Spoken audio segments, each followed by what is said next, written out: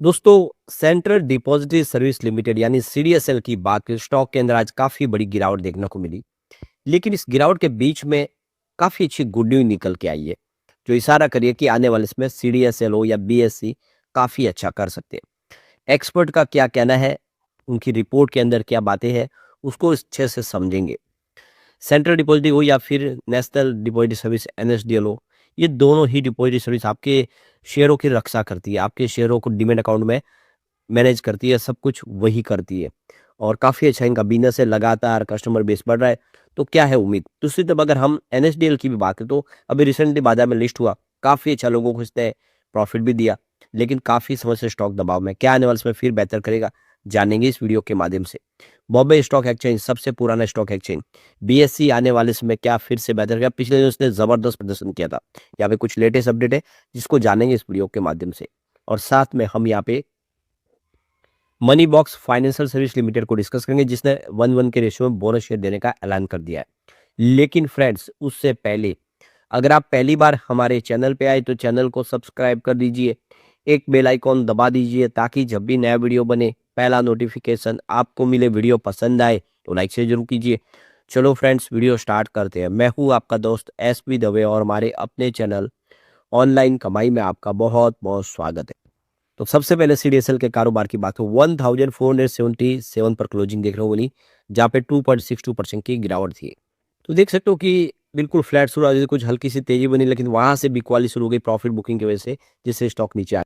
तो अब जो मार्केट एक्सपर्ट है, जो एनालिस्ट है, उनका जो दाव है सीडीएसएल एमसीएक्स और यहाँ पे बीएसई जैसे एक्सचेंज पे लग रहा है, तो अब वो एएमसी की जगह पे एक्सचेंज पे दाव लगा रहे हैं।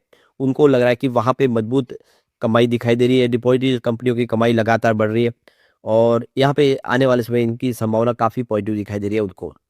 तो मार्केट के जो एक्सपर्ट है उनका कहना है कि पिछले कुछ सालों में बाजार में बहुत ज़्यादा बदलाव आ गया है, काफ़ी सारा पैसा बाजार में लग रहा है। लोग अब देखिए कोई भी बिज़नेस करने वाला हो लेकिन मार्केट में उसका पैसा आता ही है, तो इससे बाजार की भागीदारी का आकार भी बढ़ गया।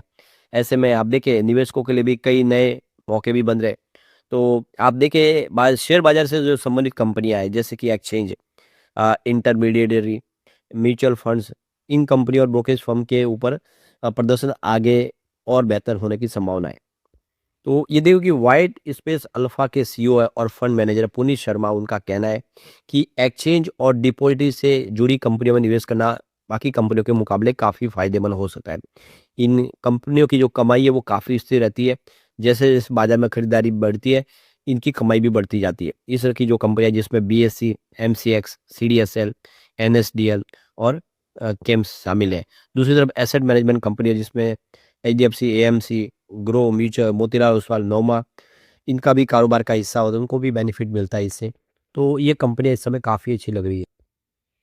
तो कोविड के बाद बाज़ार में निवेश काफ़ी ज़्यादा आने लगा है। आप देख सकते हो कि अक्टूबर 2025 तक 21 करोड़ डीमैट अकाउंट आ चुके हैं। 2000 में सिर्फ 4 करोड़ डीमैट अकाउंट थे, अब देख सकते हो कि वो 4 करोड़ 21 करोड़ तक पहुँच गए। तो म्यूचुअल फंड ने भी रिकॉर्ड तोड़ बाजार में निवेश किया है। अक्टूबर महीने में एसआईपी के जरिए करीब 29,529 करोड़ का इन्वेस्टमेंट हुआ है। म्यूचुअल फंड जो कि कुल संपत्ति 80 लाख करोड़ के ऊंचे स्तर पे पहुंच गई है। तो बीएनके सिक्योरिटीज के अनुसार 10 से 20 साल में भारतीय बाजार में 15 से 18% सालाना दर के हिसाब से बढ़ा है और आप देखें कि जो कुल इसकी कीमत है 5.3 ट्रिलियन डॉलर तक हो चुकी है। इसके बाद भी भारत में डीमैट अकाउंट रखने वालों की संख्या चीन और अमेरिका से अभी भी कम है, इसलिए आगे भी क्षेत्र में काफ़ी बढ़ने की संभावना है, जबकि पूरे विश्व में सबसे बड़ी आबादी इंडिया की है, तो डीमैट अकाउंट भी बढ़ सकते हैं आने वाले समय में। तो ये देख सको कि सैमको सिक्योरिटीज के राज यज्ञकार का कहना है कि निवेश करते समय एक्सचेंज और जो इंटरमीडियरी है सबसे ज़्यादा जगह इनको देनी चाहिए, क्योंकि इनमें बाजार काफ़ी ज़्यादा स्थिर रहता है, अप डाउन कम रहती है और अच्छी क्वालिटी और एसेट मैनेजमेंट कंपनियां भी इस पोर्टफोलियो में रखी जा सकती है जो काफ़ी अच्छा करती है। तो ये देख सकते हो कि इस समय जो BSE, MCX, CAMS, CDSL, HDFC, AMC, नोमा, रो, एंजल वन जैसी कंपनियां उनके राडार पे, तो आप समझ सकते हो इन कंपनियों का आने वाला जो समय है काफ़ी अच्छा हो सकता है। अब चलते हैं बीएससी लिमिटेड की तरफ। 2582 पर क्लोजिंग देख रहे हो, जहाँ पे 4.91% की भारी गिरावट देखने को मिली। तो बीएससी काफ़ी नीचे आ गया, ज़बरदस्त प्रॉफिट बुकिंग हावी हुई। पिछले दो तीनों तेजी जो बनी थी उसकी वजह से प्रॉफिट बुकिंग दिखाई दे रही है। तो स्टॉक की शुरुआत आप देखें बिल्कुल फ्लैट हुई थी 2715 पर, लेकिन वहाँ से ज़बरदस्त प्रॉफिट बुकिंग देखने को मिली।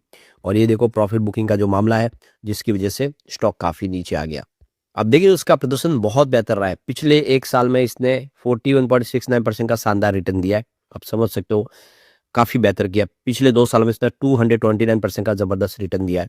जबकि 3 ईयर में तो इसने 1265% का बम्पर रिटर्न दिया है। एक बड़ा मल्टीबैगर साबित हुआ है। पिछले 4 सालों में 1005% का पॉजिटिव रिटर्न दिया है। जबकि पिछले 5 सालों में इसने 3580% का ज़बरदस्त रिटर्न दिया है।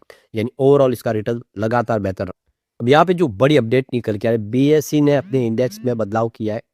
और आप देखो कि नए इंडेक्स 4 नए लार्ज कैप इंडेक्स इन्होंने यहाँ पे इंट्रोड्यूस किए। तो ये देखो कि इनका जो मोमेंटम, लो वॉलेटिलिटी और वैल्यू के आधार पर अलग-अलग निवेशकों के लिए नए इंडेक्स इन्होंने प्रोवाइड करने का फैसला किया। तो बीएसई लार्ज कैप में इस समय देखें तो काफ़ी तेज़ी से बदलाव हो रहा है। और ऐसे में इन्होंने एक नया फैसला किया, कुछ और नए इंडेक्स जोड़े जाए।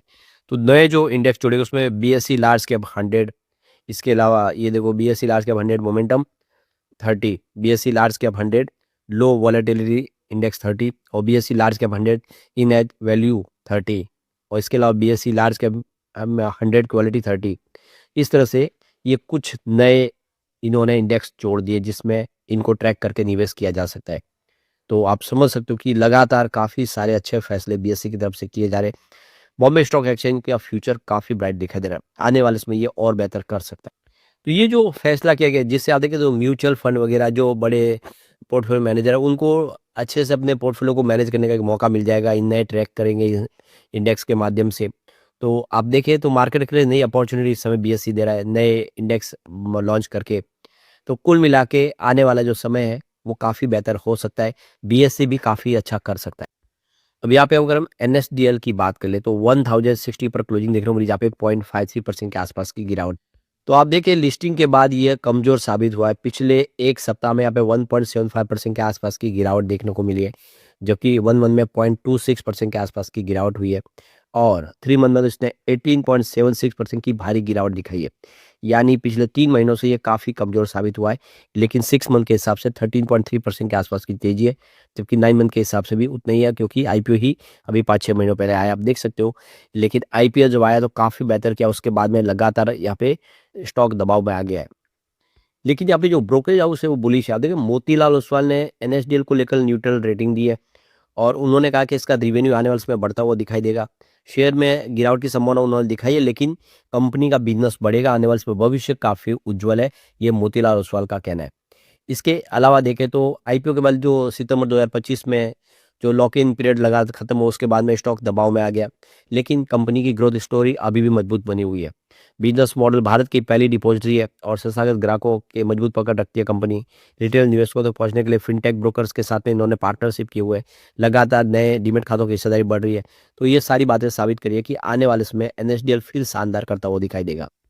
फंडामेंटल की बात करें तो 21,212 करोड़ का इसका मार्केट कैप है। 1061 की इसकी करंट प्राइस है। 1425 रुपये इसने हाई बनाया था लिस्टिंग के बाद। अब इस लेवल से स्टॉक काफ़ी नीचे और इसका जो आप देखें आईपीओ के साइड प्राइस 880 की है। तो स्टॉक काफ़ी नीचे तो आ गया है। स्टॉक का पी 62 के आसपास है, जबकि बुक वैल्यू इसकी 108 की है। अब यहाँ पे देखो कि कंपनी 0.19% का डिविडेंड पे आउट भी करती है और आरओसी 23.6% के आसपास, जो काफ़ी अच्छा है। आरओई 17.8% है, जबकि फेस वैल्यू 2 है। तो फंडामेंटल काफ़ी अच्छे हैं। अब चलते हैं मनी बॉक्स फाइनेंस लिमिटेड की तरफ। 133 पर क्लोजिंग थी, जहाँ पे 0.60% की गिरावट देखने को मिली। पिछले दिनों इसमें तेजी बनी थी खबर के बाद कि इसमें कंपनी बोनस। तो ये देखो कंपनी 1:1 के रेशो में शेयर देने जा रही है, यानी जिनके पास फेस वैल्यू 10 रुपये का एक शेयर है उसको एक शेयर एक्स्ट्रा मिलने जा रहा है। इसकी रिकॉर्ड डेट भी आ चुकी है 15 दिसंबर 2025। तो 15 दिसंबर 2025 तक अगर आपके डीमेट अकाउंट में शेयर है तो आप एलिजिबल है, आपको एक शेयर के ऊपर एक शेयर कंपनी देगी। तो मार्केट कैप की बात, कंपनी का 439.71 करोड़ का मार्केट कैप, एक छोटी कंपनी है। लेकिन फ्रेंड्स, कोई भी इन्वेस्टमेंट करने से पहले अपने फाइनेंशियल एडवाइजर से एडवाइस ले ले या अपना खुद का रिसर्च करें, क्योंकि मैंने वीडियो आपके एजुकेशनल पर्पज के लिए ही बनाया। वीडियो पसंद आए तो लाइक शेयर जरूर कीजिए और चैनल को सब्सक्राइब कर दीजिए। Thank you friends.